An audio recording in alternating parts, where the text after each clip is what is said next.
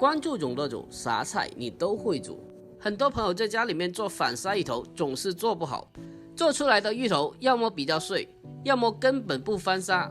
今天我分享一个潮汕翻沙芋头的正确做法，这也是我家小朋友最爱的一道美味。首先我们准备一个大芋头，这个芋头的话我们首选是广西的荔浦芋头为最佳。这种芋头的特点是个头大，而且吃起来的口感非常的粉糯香甜。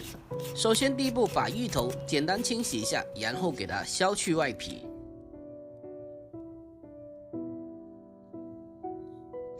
削皮过后，把芋头给它清洗一下，就得出了一个白白胖胖的大芋头。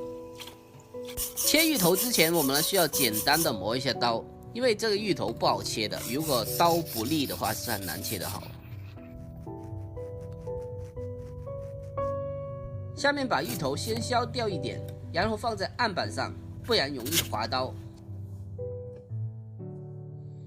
接下来把芋头切成大概2公分厚度的厚片，厚薄尽量给它切得均匀一点。切这个芋头，如果刀子是很钝的话，是很容易切的一边厚一边薄的。接下来把芋头的边边给它修整齐一下。要是在家里做的话，那就随便点，不用修得太整齐都可以。接下来把芋头改刀切成大概手指粗细的长条，接下来再从中间给它来上一刀，就这样的这个芋头条已经切好了。一般在酒店的话，我们就切成这样子的大小。切好之后，先给它放进碗中备用。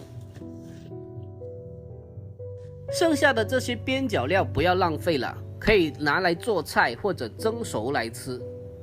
把切好的芋头放进水盘里面，给它清洗2到3遍，洗去芋头表面的一个淀粉，不然炸出来的话是非常容易糊掉的。接下来准备小葱一把，我们只选用葱叶，然后将葱叶改刀切成葱花，装起备用。接下来把洗干净的芋头给它控干水分，然后加适量的干淀粉进来。给芋头上粉的目的是为了让芋头炸出来的表皮会更加的酥脆，而且能够进一步的防止芋头在翻沙的时候出现碎的现象。大家看一下，这是拍好粉的芋头。接下来我们起锅烧宽油，把油温烧至5成，就是油刚开始有点冒烟的时候就可以了。然后把芋头条给它逐个的分散放入锅中。我们一定要注意，刚下锅的芋头条不要立刻的去搅动，否则芋头表面的淀粉会大量的脱落锅中。我们只需要轻轻的晃动锅身，防止糊底就可以了。等到芋头表面的淀粉开始定型，这时候就可以用勺子给它轻轻的进行推动。这个时候我们只需要用中小火将芋头慢慢的浸炸，炸至芋头内部完全的成熟。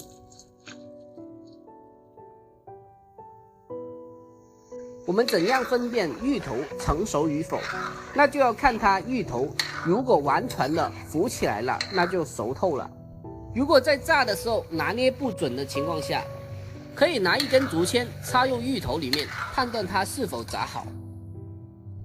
现在芋头这个状态已经炸的9成了，这个状态下再稍微的给它炸一小会就可以了。炸到它完全的浮起来，像这样子，然后给它捞出来，控干油分，一定不能炸过火，保持芋头是白色的，不能变黄。如果芋头炸到金黄色了，那基本是失败了。大家看一下这个芋头现在是非常的酥脆的。接下来就是这一道菜最容易翻车的地方，开始熬一个糖汁。首先往锅中加1比1的清水和白糖，炒这个翻沙直接用水炒，不用加油。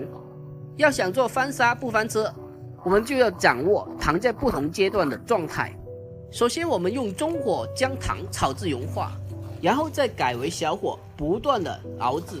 这时候已经开始看到糖浆已经开始冒大泡了，逐渐小火不停的熬制，由大泡会变成小泡，最后熬到这个状态，然后关火，把葱花给它加进来，用锅铲将葱花给它翻拌均匀。最后把炸好的芋头条给它放进来。大家注意，接下来的步骤都是全程的关火的状态下操作的。